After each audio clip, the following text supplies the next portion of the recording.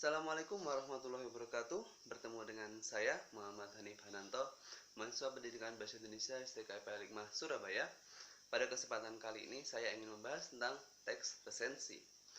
Seperti yang teman-teman ketahui, bahwasanya teks resensi ini ada pada jenjang SMA kelas 11. Nah, sebelumnya mungkin kita sudah pernah mempelajari, yakni teks ulasan ketika masa SMP. Nah, teks ulasan dengan teks resensi ini sebetulnya tidak beda jauh. Artinya tidak memiliki perbedaan yang signifikan. Kalau teks ulasan kita membahas tentang buku, kita membahas, membedah, mengulas, mereview tentang buku. Tapi kalau teks resensi ini kita mengulas, membahas, dan membedah tentang buku, dan lebih jauh lagi kita meneliti tentang kekurangan dan kelebihan suatu buku tersebut. Jadi yang dipelajari di teks resensi tidak hanya mengulas tentang buku itu, tapi juga memberikan kekurangan, kelebihan, ataupun hal-hal yang sekiranya bisa membuat pembaca tertarik ataupun membaca mempertimbangkan ingin membaca suatu buku. Nah, sebetulnya untuk teks resensi sendiri tidak hanya terfokus untuk buku saja. Bisa jadi film, bisa jadi bisa jadi video, bisa jadi apapun itu tentang ya pokoknya yang bisa diresensi. Tapi khusus pada pembahasan kali ini saya akan membahas tentang buku atau lebih tepatnya buku sastra, buku cerita. Nah, itu.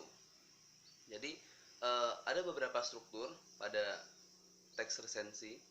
Jadi yang pertama adalah judul dari resensi itu, judulnya. Terus yang kedua ini adalah identitas dari buku itu. Jadi namanya atau penerbitnya, penulisnya, dan sebagainya. Lalu selanjutnya ada pendahuluan. Jadi pendahuluan tentang isi buku ini.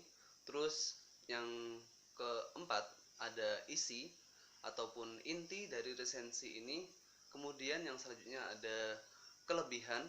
Jadi kelebihan dari buku yang sedang kita bahas. Kemudian ada kekurangan dari buku yang kita bahas. Lalu ada juga penutup, simpulan atau rekomendasi yang kita sarankan kepada pembaca setelah memberikan ulasan tentang buku ini. Nah, untuk yang bagian pertama yakni judul. Jadi kita sebelum membuat karya resensi kita harus memberikan judul yang baik atau yang menarik bagi pembaca untuk mau membaca karya resensi kita. Judul resensi tidak harus sesuai dengan nama buku yang ingin kita bahas. Misal kita mau membahas buku Rembulan Tenggelam di Wajahmu, kita tidak perlu menulis judul yang persis dengan judul bukunya, tapi kita bisa membuat judul yang menarik pembaca supaya mau membaca karya resensi kita. Terus yang kedua ada identitas buku. Nah, identitas buku ini meliputi identitas buku yang sekiranya ada pada buku tersebut. Semisal satu, nama bukunya, terus kemudian nama penulisnya, terus nama penerbitnya, kemudian tempat penerbit, dan jumlah halaman. Ini identitas buku. Selanjutnya setelah identitas ada pendahuluan. Jadi di pendahuluan ini kita memberikan ikhtisar atau hal-hal yang menarik tentang isi buku secara singkat sebagai bahan pendahuluan. Bisa juga kita mengaitkan tentang karya yang lain. Semisal kita sedang membaca buku Laila Majnun, kita kaitkan dengan buku romansnya Romeo dan Juliet karya William Shakespeare, karena keduanya sama-sama novel romance. Nah, kita bisa saling mengaitkan. Selain itu kita juga bisa mengambil kisah-kisah menarik dari buku yang kita baca tersebut di bagian pendahuluan. Nah, selanjutnya ada bagian inti. Nah, bagian inti ini mengenalkan bukunya secara singkat juga. Jadi dijelaskan novel, semisal kita membahas tentang novel. Nah, novel ini cerita tentang siapa, manfaat apa yang kita dapatkan dari novel ini, kualitas bukunya seperti apa, bagaimanakah alur ceritanya, kita jelaskan secara lengkap dan singkat pada bagian inti resensi. Kita jelaskan secara detail juga. Nah, itu dari inti atau isi dari resensi. Kemudian setelah isi ataupun inti resensi, kita berlanjut kepada penilaian. Penilaian ini adalah sesi kelebihan dan kekurangan. Nah, di sesi kelebihan ini maupun yang kekurangan, kita bisa meneliti dari berbagai aspek dari buku yang kita baca. Misal kita mau membaca novel, kita bisa meneliti dari unsur intrinsik maupun ekstrinsiknya. Semisal jika dari novel kita bisa membahas dari nama tokohnya, tema, alur, penokohannya seperti seperti apa, wataknya seperti apa, latar yang diambil seperti apa, banyak. Jadi kita bisa menilai kelebihan maupun kekurangannya. Semisal di dalam novel Rembulan Tenggelam di Wajahmu, ataupun di dalam novel Madre, ataupun dalam novel Bumi Manusia, dan masih banyak lagi. Kemudian yang terakhir kita memberikan penutup. Nah, penutup ini berupa rekomendasi kepada pembaca, apakah buku ini enak untuk dibaca, apakah buku ini layak, apakah buku ini sesuai dengan umur-umur tertentu, apakah buku ini baik bagi pendidikan, dan rekomendasi ketika penutupan. Pokoknya rekomendasi lah, penutupan simpulan yang bisa kita berikan kepada pembaca melalui simpulan tersebut. Nah, untuk mempermudah teman-teman membuat sebuah teks resensi, kita bisa menggunakan beberapa pertanyaan yang bisa memancing kita untuk menulis teks resensi tersebut.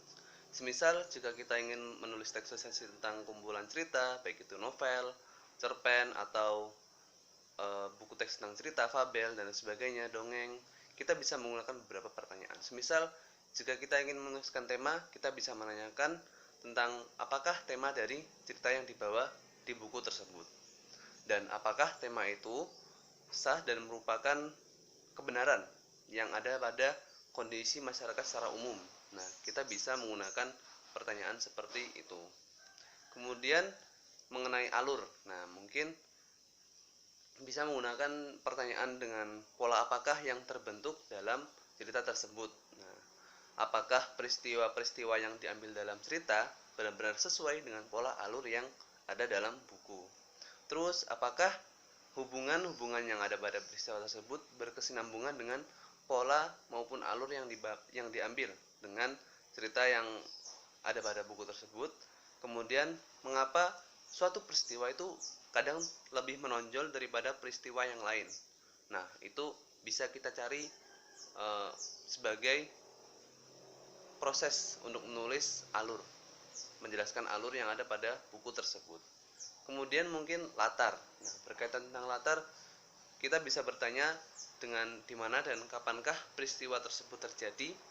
Kemudian bagaimana peranan latar tersebut terhadap keseluruhan cerita dalam buku. Apakah latar tersebut menguatkan ataupun justru melemahkan ceritanya. Nah, kemudian untuk penokohan. Untuk penokohan sendiri, mungkin kita bisa menggunakan pertanyaan bagaimana cara pengarang dalam menampilkan karakter-karakter tokoh. Apakah melalui penyampaian secara langsung, ataukah melalui penjelasan dari tokoh lain, ataukah melalui gambaran dari si tingkah laku pelakunya tersebut atau tokoh-tokoh dalam cerita. Kemudian pertanyaan selanjutnya mungkin apakah karakter tokoh itu wajar ataupun terkesan dibuat-buat mungkin. Nah, kemudian pertanyaannya yang lain lagi mungkin bagaimana hubungan antara satu tokoh dengan tokoh yang lainnya yang ada dalam cerita tersebut. Kemudian pertanyaan yang selanjutnya mungkin bisa jadi bagaimana peranan tokoh tersebut dalam membentuk alur cerita, seperti itu. Kemudian untuk sudut pandang, nah kita bisa menggunakan beberapa pertanyaan semisal dari sudut pandang manakah cerita tersebut diceritakan? Apakah dari sudut pandang tokoh A, tokoh B, tokoh C, atau dari penulis sendiri? Kemudian apakah sudut pandang itu dijalankan dengan konsekuen dalam seluruh cerita? Kemudian untuk amanat, kita bisa menggunakan pertanyaan apakah amanat dari cerita yang sudah kita baca tersebut? Kemudian bagaimana cara penyarang untuk menyampaikan amanatnya, bersifat menggurui atau tidak? Apakah benar-benar pesannya tersampaikan atau pesannya tersirat? Nah, itu bisa digunakan seperti itu. Kemudian yang terakhir bahasa. Nah, apakah bahasa dalam cerita itu tajam, kemudian lincah dan sugestif? Kemudian gaya bahasa apakah yang dipergunakan dalam cerita tersebut? Kemudian pertanyaan yang terakhir mungkin apakah penggunaan gaya bahasa tersebut tepat, wajar, dan hidup. Nah, kadang dalam proses penulisan karya teks resensi kita seringkali harus menggunakan bahasa-bahasa serapan ataupun bahasa asing. Nah, ini yang harus ditandai atau mungkin harus diingat-ingat oleh para penulis resensi bahwasanya kita juga harus tetap menggunakan bahasa Indonesia yang baku dan benar, karena sudah ada banyak sekali serapan maupun pembakuan dari bahasa Indonesia sendiri, dari badan bahasa Indonesia sendiri. Jadi mungkin banyak sekali ketika kita mau menuliskan karya resensi mungkin dari luar ataupun buku-buku yang terkenal baik dari luar negeri maupun dalam negeri, kita harus menggunakan bahasa Indonesia yang baku. Semisal di sini juga sudah ada beberapa penetapan dari pemerintah sendiri terkait penggunaan bahasa Indonesia yang baku. Semisal satu bunyi yang dilambangkan dengan satu huruf itu terkecuali untuk mungkin NG, NY, SY atau KH yang dibakui oleh dua huruf. Semisal kromosom bukan kromosom, bukan KH or KH kromosom tapi kromosom langsung, seperti itu. Kemudian foto bukan foto, bukan foto seperti di bahasa Inggris tapi foto. Bukan juga retorika RHE teorika tapi menggunakan retorika secara langsung, nggak usah RH tapi langsung retorika. Kemudian tema bukan THEMA tapi tema. Kemudian penulisan kata serapan harusnya sesuai dengan cara pengucapan yang berlaku dalam bahasa Indonesia. Misalnya cek bukan cek dalam bahasa Inggris, tim bukan team, bukan tim tapi tim dalam bahasa Indonesia. Taksi bukan taksi pakai X, bukan. Kemudian aki bukan eki pakai bahasa Inggris EQ itu. Kemudian penulisan kata serapan diusahakan untuk tidak jauh berbeda dengan kata aslinya. Contoh aerob, kalau di bahasa Inggris kan aerobe, kalau di bahasa Indonesia kan aerob tanpa tanpa penambahan pada belakangnya. Kemudian sistem dalam bahasa Inggris pakai sistem, tapi diubah ke bahasa Indonesia menjadi sistem, bukan sistem atau ya seperti itu. Kemudian frekuensi bukan menggunakan Q tapi menggunakan K, frekuensi, ataupun bukan menggunakan W, frekuensi. Dan kemudian mungkin contoh lain hidrolik. Nah, hidrolik bukan menggunakan C ataupun Y tapi menggunakan I dan K, hidrolik langsung, seperti itu. Mungkin seperti itu.